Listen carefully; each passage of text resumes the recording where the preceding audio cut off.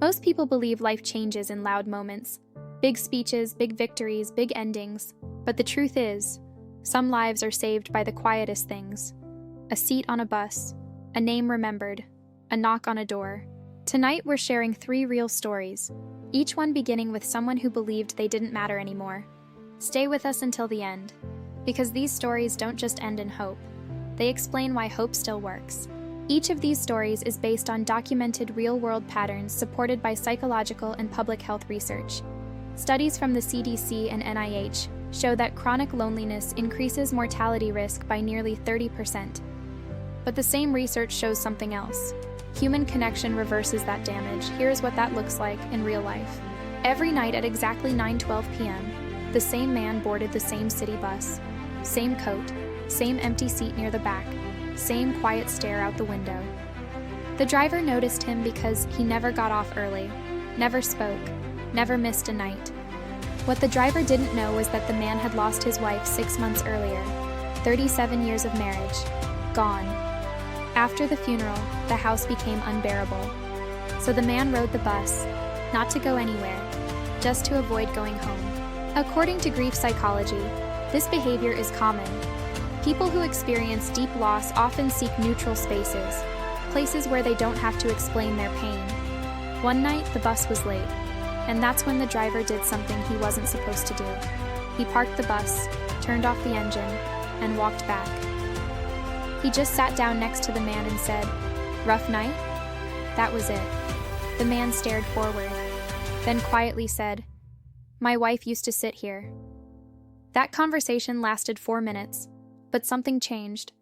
The driver sat with him again the next night, and the next. Research on suicide prevention shows that one meaningful human interaction can interrupt a crisis cycle.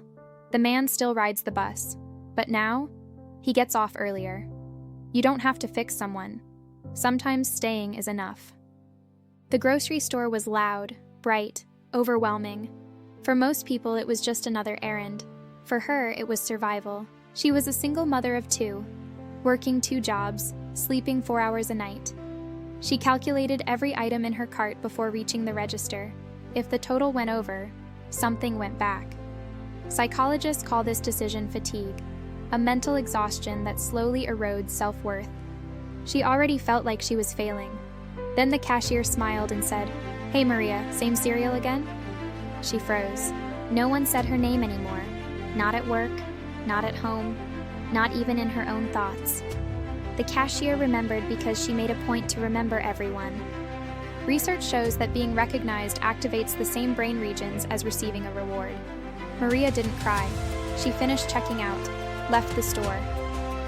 But something followed her home: dignity. She later said that moment stopped her from quitting her second job that night, because someone saw her not as a burden but as a person. Life teaching. Being remembered can restore what exhaustion steals.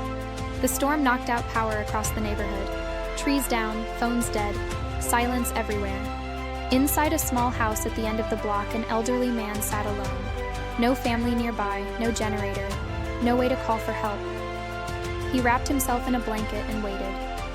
Disaster psychology shows that isolation is the greatest predictor of harm, not the disaster itself. Hours passed. Then came a knock, soft, careful. A neighbor stood outside with a flashlight and a thermos. "I noticed your lights never came back on." That was it. The man cried not because he was afraid, but because someone noticed he was missing. Life teaching. Help doesn't always arrive loudly, but it always arrives with intention. These weren't heroes.